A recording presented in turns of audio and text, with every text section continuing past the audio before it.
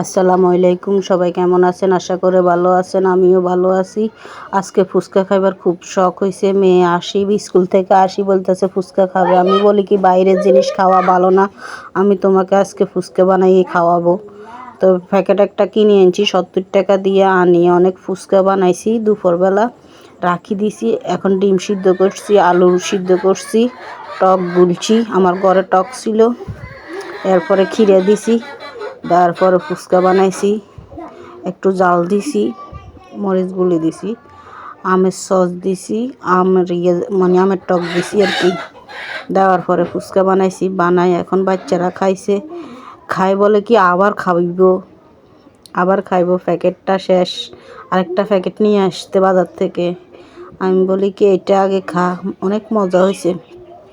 বাজার থেকে কিনে আনলে মনে করেন ওরা হাত ধোয় না, দোকানদারদের পরিষ্কার থাকে না, এই জন্য ঘরে বানাই দিছি।